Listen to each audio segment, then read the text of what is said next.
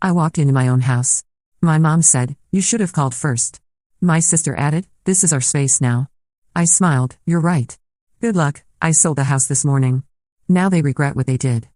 The key turned in the lock like it had 1,000 times before, but something felt different as I stepped into what should have been my sanctuary.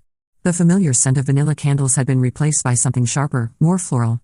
My work boots echoed differently on the hardwood floors I'd refinished myself 3 summers ago. "You should have called first," came my mother's voice from the living room, not even bothering to look up from her magazine. Patricia had always been direct, but this felt different. Cold. My sister Emma emerged from the kitchen, coffee mug in hand, wearing what looked suspiciously like my old college sweatshirt. "This is our space now, Jake," she said with a casual shrug that made my blood pressure spike. "You can't just walk in here whenever you want anymore." I stood there for a moment, taking in the scene. The furniture had been rearranged. My grandfather's old recliner was gone, replaced by some modern monstrosity that looked like it belonged in a hotel lobby. Family photos that included me had vanished from the mantel, replaced by pictures of just the two of them at various restaurants and events I'd never heard about. The smile that spread across my face wasn't born of happiness. It was the smile of someone who'd been planning for this exact moment for months. "You're right," I said, pulling out my phone and scrolling to a particular email. "Good luck. I sold the house this morning." The silence that followed was deafening. Patricia's magazine slipped from her hands, and Emma's coffee mug stopped halfway to her lips. "What?" Emma whispered. I held up my phone, showing them the email confirmation from the real estate attorney. Closing was at 9 a.m. Cash sale. The new owners take possession on Friday. To understand how we got here, I need to take you back 18 months to when everything started falling apart. I bought this house when I was 26, fresh out of my electrician apprenticeship and making decent money. It wasn't much, a modest 3-bedroom ranch in a decent neighborhood, but it was mine. Every payment, every repair, every improvement came from my own sweat and savings. I'd even paid it off early, something I was incredibly proud of. My dad had passed away when I was 22, leaving behind a pile of medical debt and not much else. Mom struggled for years, bouncing between minimum wage jobs and government assistance. Emma, 5 years younger than me, had always been the artistic type, which apparently meant avoiding any job that required showing up consistently. When Mom lost her apartment due to late rent payments, I didn't hesitate to offer her my spare room. "Just until you get back on your feet," I'd said. That was supposed to be temporary. When Emma dropped out of college for the 3rd time and needed a place to stay, I opened my door again. Family helps family, I told myself. But temporary became permanent, and gratitude became entitlement. At first, it was small things. They'd use my Netflix account and change all the profile settings. They'd eat my food without replacing it. Emma would invite friends over without asking, leaving messes I'd have to clean up after 12-hour workdays. "Jake, you're never here anyway," she'd say when I complained. "You're always working." The irony wasn't lost on me. I was working those long hours partly to support them. Things escalated when I started dating Sarah, a nurse I'd met at a coffee shop near the hospital. She was smart, funny, and kind, everything I'd been looking for. But every time she came over, Mom and Emma would make her feel unwelcome. "She seems nice," Mom would say with that passive-aggressive tone she'd perfected over the years, "but are you sure you want to get serious? You have responsibilities here." Emma was worse. She'd monopolize the TV when Sarah came over, play music too loud when we were trying to talk, and once even invited her ex-boyfriend over for study group that lasted until 2 in the morning, right in the living room where Sarah and I were trying to watch a movie. "Your family doesn't like me," Sarah said after a particularly awkward dinner where Emma had spent the entire meal talking about how independent women don't need men to pay their bills. "They'll come around," I assured her, but deep down, I knew they wouldn't. The breaking point came 8 months ago. I'd been working a major commercial project that required me to travel to different job sites across the state. It was good money, great money, actually, but it meant being away from home 3 or 4 days a week for about 2 months. When I returned from one of these trips, I found that they'd completely redecorated the living room. My furniture was gone, replaced with new stuff I'd never seen before. "We thought you'd like it," Emma said when I confronted them. The old stuff was so outdated. "Where's my grandfather's chair?" I asked. That recliner had been the one thing of value my dad had left me, and it held more sentimental value than everything else in the house combined. "Oh, that old thing?" Mom waved dismissively. "We donated it. It was falling apart anyway." They donated my grandfather's chair. Without asking. While I was away working extra hours to support them. That night, I called Sarah and told her everything. She listened patiently as I vented about feeling like a stranger in my own home. "What are you going to do?" she asked. "I don't know," I admitted. "They're family." "Jake, family doesn't treat family like this. You deserve better." Over the next few weeks, I started paying attention to things I'd been ignoring. Mom hadn't looked for a job in over 6 months. Emma worked maybe 15 hours a week at a local boutique and spent the rest of her time treating my house like her personal resort. They'd also started making comments about Sarah that crossed every line imaginable. "She's not really your type, is she?" Mom said one evening. "I mean, she seems a little uptight. Remember when you dated Jennifer in high school?" Emma added. "She was so much more fun. And she actually liked your family. Jennifer had been a disaster who'd cheated on me junior year, and they knew it." The final straw came during Sarah's birthday dinner. I'd planned a quiet evening at home, cooking her favorite meal and giving her the necklace I'd been saving up for. Mom and Emma knew how important this evening was to me. Emma invited 3 of her friends over without warning, turning the quiet dinner into a chaotic party.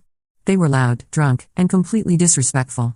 One of them even made a pass at Sarah, right in front of me. When I asked them to leave, Emma threw a tantrum. "This is my home too," she screamed. "I have a right to have friends over." "It's not your home," I said quietly. "It's my house." "Same thing," Mom interjected. "We're family. What's yours is ours." Sarah left early that night, and I don't blame her. When I walked her to her car, she was crying. "I can't do this anymore, Jake," she said. "I love you, but I can't compete with them. They'll never let you choose anyone over them." "Sarah, please, no." She shook her head. "Call me when you figure out what you want. But until then, I need space." She drove away, leaving me standing in my driveway feeling more alone than I'd ever felt in my life. That night, I made a decision. I was done. But I didn't want to just kick them out. That would make me the bad guy, the ungrateful son and brother who threw his family onto the street. No, I wanted them to understand exactly what they'd thrown away. The plans started forming the next morning. I began documenting everything, taking photos of the house, keeping receipts for all the groceries I bought that they consumed, tracking utility bills, everything. I opened a separate bank account and started moving my money. I also started talking to a real estate attorney about my options. That's when I learned something interesting. Since the house was paid off, and in my name only, I had complete control over it. I could sell it whenever I wanted, to whomever I wanted, with whatever timeline I chose. This was 8 months ago, 8 long months of careful planning and preparation. Over the next several months, I became a ghost in my own home. I worked longer hours, took on more traveling jobs, and saved every penny I could. When I was home, I was polite but distant. I stopped buying groceries for them, stopped paying for their entertainment subscriptions, stopped subsidizing their lifestyle in every way I'd been doing without realizing it. The changes were gradual but deliberate. I started with small things, switching the Wi-Fi password and not sharing it, buying my own food and keeping it in a mini fridge I installed in my bedroom, canceling the premium cable package they loved so much. When they complained, I just shrugged. "Money's tight," I'd say. "We all need to cut back." Of course, money wasn't tight for me. I was making more than ever, taking on weekend jobs and overtime shifts. But every dollar I saved was a dollar toward my freedom. The grocery situation was particularly revealing. For months, I'd been buying food for 3 people while they contributed nothing. When I stopped, they were genuinely confused about how to feed themselves. "There's nothing to eat," Emma complained one evening, staring into the empty refrigerator. "There's a grocery store 2 miles away," I replied, not looking up from my phone. "But I don't have money for groceries." "Then maybe you should work more than 15 hours a week." She stared at me like I'd suggested she climb Mount Everest. "You've been weird lately," Emma said one evening. "Are you okay?" "I'm fine," I replied. "Just tired." But I wasn't just tired. I was methodically planning their exit and my escape. Every day brought new revelations about how entitled they'd become. Mom had been using my credit card for her online shopping, small amounts she thought I wouldn't notice. Emma had been telling her friends they could use our address for package deliveries, turning my front porch into an unofficial Amazon distribution center. The breaking point almost came early when I discovered they'd been going through my mail. I only found out because Emma accidentally mentioned a job offer I'd received from a company in Denver, a letter she had no business knowing about. "How do you know about that?" I asked. She froze, realizing her mistake. We were worried about you. You've been so secretive lately." "So you opened my mail?" "It was just sitting there," Mom interjected, coming to Emma's defense. "We thought it might be important." "It was important. To me. It was my private correspondence." "We're family," Mom said, as if that explained everything. "We don't have secrets from each other." That's when I realized they'd been monitoring my life like I was a teenager instead of a grown man who owned the house they were living in. I installed a locking mailbox the next day. Their reaction to my increased independence was telling. Instead of respecting my boundaries, they doubled down on their possessive behavior. Mom started accidentally scheduling her unemployment phone calls during times when I usually relaxed at home, talking loudly about her financial problems. Emma began bringing her drama-filled friends over more frequently, always when I was trying to unwind after long workdays. We never see you anymore, Mom said one evening when I declined to watch a movie with them. You're always working or locked in your room. I'm tired, Mom. I need some space. Space from your own family? Her voice carried that wounded tone she'd perfected over the years. That's not healthy, Jake. But I was healthier than I'd been in months. I was sleeping better, eating better, and for the first time in over a year, I felt like I had control over my own life. The only unhealthy thing was the situation I was planning to change. I started documenting everything more carefully. I took photos of the mail they'd opened, kept screenshots of the credit card charges they'd made without permission, recorded the times they had loud parties when I asked them to keep it down. I wasn't planning to sue them, but I wanted evidence of their behavior in case they tried to turn other family members against me. The documentation process was eye-opening. In 1 month alone, they'd cost me over $800 in food, utilities, streaming services, and other expenses they just assumed I'd cover. Over the course of the 18 months they'd been living with me, the number was staggering. I also started researching their options. Mom qualified for several assistance programs she'd never bothered to apply for. Emma could get financial aid for school if she actually enrolled in classes. There were job training programs, housing assistance, even transportation help available. They had options, they just preferred the option where I took care of everything. The real estate market research was fascinating. My house had appreciated significantly since I'd bought it, partly because of the improvements I'd made and partly because the neighborhood had become more desirable. I could sell it for enough to buy something smaller but nicer in a better area, closer to Sarah and my work. I started looking at apartments and condos online during my lunch breaks. There was a beautiful 2-bedroom condo near the lake that had been on the market for a few weeks. It had a modern kitchen, a view of the water, and best of all, it was in a building with controlled access. No one could just walk in and make themselves at home. The psychological aspect of the situation was perhaps the most difficult part. These were people I loved, people I'd been taking care of in various ways my entire adult life. But love and enabling aren't the same thing, and I was finally starting to understand the difference. I called my cousin David one evening, the only family member I trusted to be objective about the situation. He lived 3 states away and had always been straight with me. Jake, this has been going on for how long? He asked after I explained the situation. 1.5 years. And they're not paying rent, utilities, groceries, anything? Nothing. Emma works part-time and spends her money on clothes and going out. Mom hasn't had a real job in months. What did they do before they moved in with you? They figured it out. They always figured it out. And they'll figure it out again, David said firmly. You're not helping them by letting them use you like this. You're hurting them. And you're definitely hurting yourself. It was exactly what I needed to hear from someone outside the situation. The plan solidified over the following weeks. I would sell the house quickly and quietly, give them minimal notice, and force them to face reality. It seemed harsh, but every other approach had failed. Conversations didn't work. Boundaries didn't work. Even temporary consequences didn't work because they knew I'd always cave eventually. This time would be different. I spent extra time at work learning new skills, taking certifications that would make me more valuable and marketable. If I was starting over, I wanted to start from a position of strength. My supervisor noticed my increased dedication and offered me a promotion to lead electrician on major projects. It meant more responsibility but also significantly more money. You've really stepped up lately, Jake, he said. Whatever's motivating you, keep it up. The motivation was simple. I was building a life worth living instead of just surviving in a situation that drained me. I also started therapy. I'd never considered it before, but I realized I needed to understand why I'd let the situation get so bad in the first place. Dr. Martinez helped me see patterns I've been blind to. You've been the caretaker in your family since your father died, she observed. That's a lot of responsibility for someone who was barely an adult himself. But they needed help. They needed help then. What do they need now? It was a simple question that changed everything. What they needed now wasn't more help, it was motivation to help themselves. The therapy sessions also helped me prepare for the confrontation I knew was coming. Dr. Martinez taught me techniques for staying calm under pressure, for not getting drawn into emotional manipulation, for maintaining my boundaries even when people I loved were angry with me. They're going to be upset, she said. They're going to try to make you feel guilty. They're going to push every button they know how to push. Are you prepared for that? I think so, I said. What's your goal in this situation? I want them to become independent. I want them to take responsibility for their own lives. And if they don't? If they choose to stay angry and blame you instead of learning from this experience? Then that's their choice, I realized. I can't control their response. I can only control my own actions.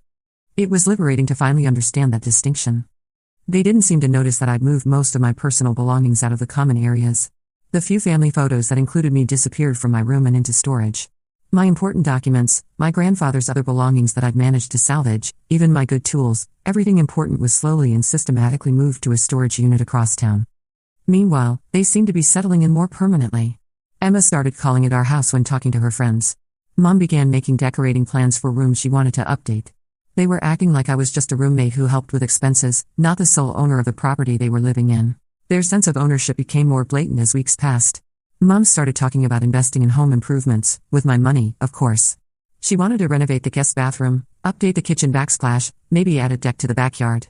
When I pointed out that any improvements would increase the value of my asset, not theirs, she looked at me like I was being petty. It's not about money, Jake, she said. It's about making this place feel like home for all of us. But it already was my home. They were the ones who'd made it feel foreign to me. Emma's behavior was even more presumptuous. She'd started rearranging furniture without asking, claiming she was optimizing the space. She moved my desk from the living room to the basement, saying the living room looked better without it. When I protested, she rolled her eyes. You never use it anyway, she said. You're always at work. The fact that I was always at work partly to afford their lifestyle seemed lost on her. She also began making unilateral decisions about household rules. She declared the living room a shoe-free zone and put up a sign by the front door. She instituted quiet hours that coincidentally aligned with her sleep schedule but conflicted with mine. She even tried to establish a chore chart that assigned me tasks in my own house. This isn't a hotel, she announced one morning, pointing to dirty dishes I'd left in the sink. We all need to do our part. The irony was staggering. She wanted me to do chores in my own house while contributing nothing to its upkeep financially. But the most telling moment came about a month ago. I overheard Emma on the phone with a friend, talking about her future plans. Yeah, I'm thinking about getting a cat, she was saying. I mean, it's my house too, so Jake can't really say no. And Mom's been talking about turning the basement into an art studio. Jake never uses it anyway. My basement? Where I had my workshop and stored my tools. They were planning to take that over too. I stood outside her door, listening to her continue the conversation. Jake's been acting weird lately, but I think he's just stressed about work. He'll get over it. And honestly, this arrangement works out great for all of us. I mean, why would he want to live here all alone when he could have family around?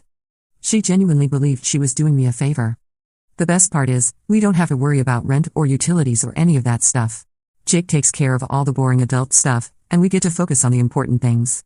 I'm thinking about starting a blog, actually. Maybe about lifestyle and family and finding balance. I could totally monetize that. A lifestyle blog. About balance? While living rent-free in my house and contributing nothing to the household. I walked away from her door feeling a clarity I hadn't experienced in months. This wasn't just thoughtless entitlement anymore. This was calculated exploitation disguised as family closeness. That night, I called the real estate attorney again. I want to move forward, I told him. How quickly can we get this done? With a cash buyer, we could close in 2 weeks, he said. But are you sure about this? Once you sign those papers, there's no going back. I'm sure. The next morning, I took photos of everything. The house as it looked now, with their belongings scattered everywhere. The condition of my furniture that they deemed outdated. The basement where they planned to build Mom's art studio. I wanted documentation of exactly what I was walking away from. I also made copies of all the bills, utility statements, mortgage documents, and receipts that showed the true cost of their temporary stay. 18 months of free housing, food, utilities, and services. The number was staggering when I added it all up. But more than the money, it was the complete lack of gratitude or awareness that sealed my decision. They didn't just take my generosity for granted, they'd convinced themselves they were entitled to it. They'd rewritten the narrative in their minds so that I was the one benefiting from the arrangement, not them. The house hunting had intensified over the 2 weeks leading up to the closing. I looked at condos, apartments, even a few smaller houses in different neighborhoods. Each place I visited felt like freedom. Clean spaces where I could make my own decisions, set my own rules, invite over whomever I wanted without permission or judgment. I found the perfect apartment on a Tuesday morning, just 3 days before the closing. It was in a converted historic building downtown, with exposed brick walls, high ceilings, and huge windows that filled the space with natural light. It was smaller than the house, but it felt bigger because every square foot would be mine. When can you move in? The landlord asked. As soon as possible, I said, signing the lease on the spot. That weekend, I drove 3 hours to visit Sarah. She was surprised to see me but agreed to coffee. How are things at home? She asked carefully. That's actually what I want to talk to you about, I said, and I told her everything. The plan, the timeline, all of it. She was quiet for a long time after I finished. Jake, are you sure about this? Once you do this, there's no going back. I'm sure, I said. But I want you to know that if you're willing to give us another chance, things are going to be different. Very different. She studied my face for a long moment. I've missed you, she said finally. But I need to see that you mean it. That you're really choosing to put us first. You will, I promised. The house sold faster than I'd expected. I'd listed it with a real estate agent I found 3 towns over, someone who wouldn't know my family or let word get back to them. The asking price was fair but firm. I wanted a quick sale, not maximum profit. When the offer came in, it was from a young couple with a newborn baby. They were first-time home buyers, just like I'd been, and they were excited about starting their life in the house I'd loved so much. Their letter to me was heartwarming. They talked about the birthday parties they wanted to throw in the backyard, the garden they wanted to plant, the memories they hoped to make. It made me feel good about my decision. The house would be loved again.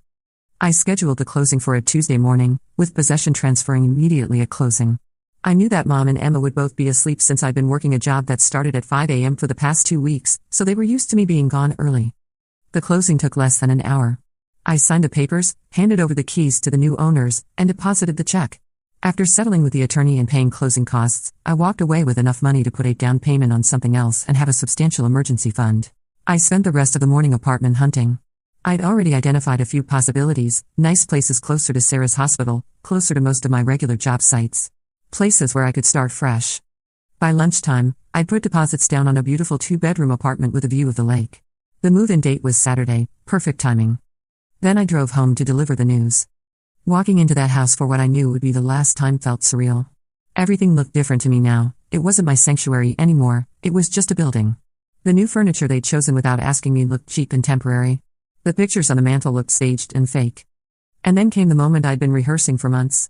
You should have called first, Mom said without looking up. This is our space now, Emma added with that casual entitlement that had driven me crazy for so long. But instead of anger, I felt calm. Free. You're right, I said, and I meant it. They were absolutely right. It was their space now. For about 4 more days. Good luck. I sold the house this morning. The aftermath was everything I'd expected and worse. Emma dropped her coffee mug.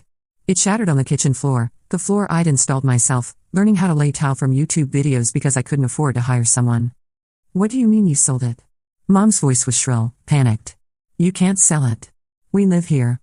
You lived here, I corrected. The new owners take possession today, I corrected. The closing happened this morning. You have until 5 p.m. to find somewhere else to go. Jake, this is insane, Emma said, her voice shaking. This is our home. No, I replied calmly. It was my house. I bought it, I paid for it, I maintained it. You were guests. Guests who overstayed their welcome. What followed was 2 hours of the most intense arguing I'd ever experienced. They cycled through every emotional manipulation tactic in the book: anger, tears, guilt, bargaining, more anger. How could you do this to family? Mom demanded. After everything we've been through? Emma added. After Dad died and we only had each other? You're throwing us out on the street. Mom wailed. Your own mother. I listened to all of it with a strange sense of detachment. These were the same tactics they'd been using on me for years, but somehow they didn't work anymore. Maybe because I'd finally seen them for what they really were. Where are we supposed to go? Emma asked, and for the first time, she sounded genuinely scared instead of angry. I don't know, I said honestly. But you're adults. You'll figure it out. Jake, please, Mom's voice broke. I'm 53 years old. I can't start over. You're 53, healthy, and perfectly capable of working, I replied. You've been starting over your whole life. This is just one more time. What about all our stuff? Emma gestured around the room. Whatever you brought with you, you can take with you. Everything else stays with the house. But the furniture you bought with what money? I asked. The furniture you put on credit cards I've been helping you pay off? The furniture you bought to replace my things that you got rid of without asking? They had no answer for that. The next few hours were chaos. They tried everything, threatening to sue me. They had no grounds, trying to get other family members to guilt me into changing my mind. Our few remaining relatives were tired of their drama too, even attempting to sabotage the sale by calling the real estate agent and claiming there were problems with the house. But the sale was rock solid. I'd been meticulous about every detail, and the buyer's inspection had gone perfectly. Emma tried a different approach that afternoon, as they frantically packed their belongings. What about Sarah? She asked. I thought you wanted to get back together with her. How's she going to feel about you making your own family homeless? Sarah knows everything, I said. She supports my decision completely. In fact, we're looking at engagement rings this weekend. The look on Emma's face was priceless. In all her scheming to get rid of Sarah, she'd never considered that her behavior might drive me away instead. The afternoon came quickly. I took the day off work to make sure the transition went smoothly. The new owners, Michael and Lisa Chen, arrived with their moving truck at 10 a.m., right on schedule. Mom and Emma were still packing when they showed up. I'm so sorry, I apologized to the Kens. They'll be out within the hour. Michael, a software engineer about my age, was understanding. No worries, man. Moving is always stressful. If only he knew. I helped Mom and Emma load their belongings into the rental truck they'd managed to secure at the last minute. Most of their stuff fit easily, they hadn't accumulated as much as they'd thought over the past year and a half. Where are you going? I asked as we finished loading. Emma's friend said we could stay on her couch for a few days, Mom said quietly. Her fight was gone, replaced by exhaustion and defeat. Until we figure something out. Mom, I said, and my voice was gentler than it had been all week. I hope you do figure it out. I hope you both find what you're looking for. She looked at me with tears in her eyes. I never thought you'd choose a girlfriend over your own family. I didn't choose Sarah over you, I said. I chose respect over disrespect. I chose appreciation over entitlement. I chose my own happiness over your comfort. Emma was crying now too. We're sorry, Jake. We didn't realize. You didn't realize because you didn't want to realize, I interrupted. You had a good thing here, and you took it for granted. You pushed and pushed until you pushed me away completely. Can't we start over? She asked desperately. Can't we try again? I considered this for a moment. Maybe someday, I said finally. But not now. You both need to learn how to take care of yourselves first. You need to understand what it means to work for what you have instead of just expecting it to be given to you. They climbed into the rental truck, and Emma rolled down the window. We love you, Jake, she said. I love you too, I replied, and I meant it. But love isn't enough anymore. You need to earn back my trust and respect. They drove away, and I watched until the truck disappeared around the corner. The Kins were wonderful. They were so excited about the house, pointing out features and talking about their plans. Lisa fell in love with the kitchen, which I'd renovated myself 2 years earlier. Michael was impressed by the electrical work I'd done in the basement. You really took care of this place, he said. It shows. After they finished their walkthrough and I handed over all the keys, garage door openers, and instruction manuals for the appliances, I took one last look around. The house looked different with their boxes scattered around, but it looked alive again. It looked like a home where people would be happy. I drove straight to Sarah's apartment. She was waiting for me with a bottle of champagne and Chinese takeout. How do you feel? She asked as I collapsed onto her couch. Free, I said, and I realized it was true. Completely free. Any regrets? I thought about it seriously. No, I said finally. I tried everything else. I enabled them, I supported them, I made excuses for them. Nothing worked.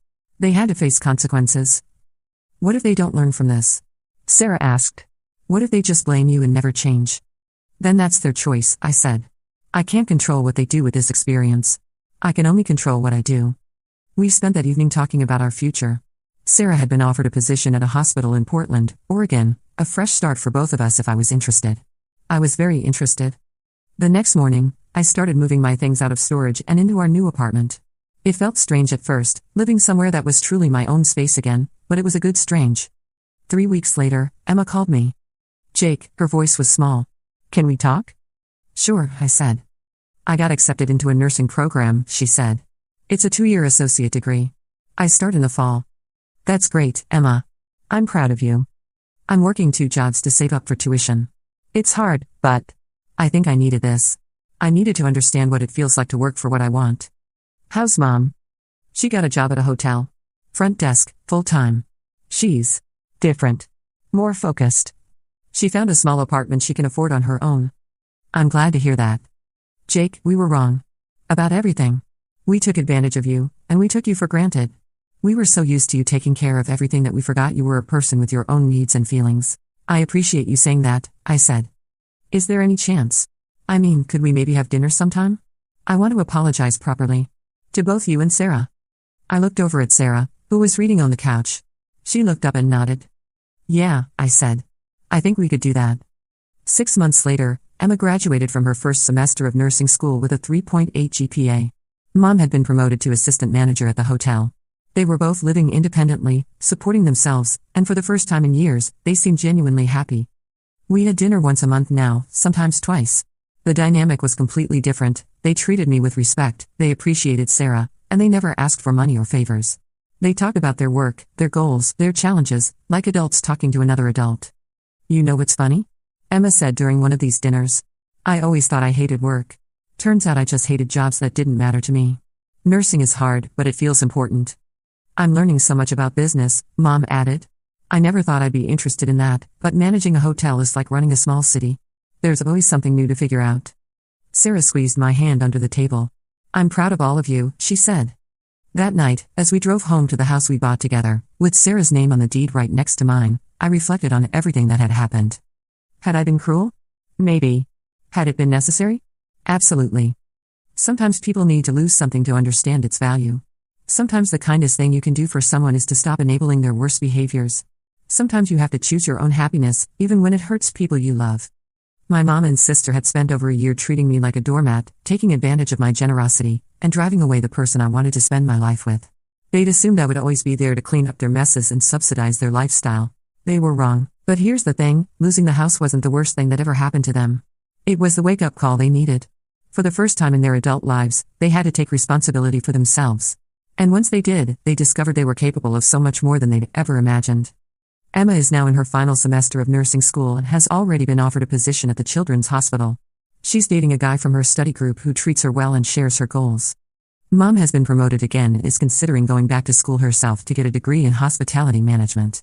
She's dating too, a widower she met at work who's kind and stable and treats her like the capable woman she's become. As for me and Sarah, we're planning our wedding for next spring. We're happy, we're building something together, and we're surrounded by people who love and respect us. The house I sold sits on Maple Street, and I drive by it sometimes when I'm working in that neighborhood. The Kens have painted it a soft blue color and planted flowers in the front yard. There's a swing set in the backyard now, and I can often see their little boy playing in the sandbox Michael built. It makes me smile every time. The house found its happy ending. And so did all of us. Sometimes the best revenge isn't revenge at all. Sometimes it's just refusing to be a victim anymore and choosing to build the life you actually want. Sometimes you have to sell the house to save the family.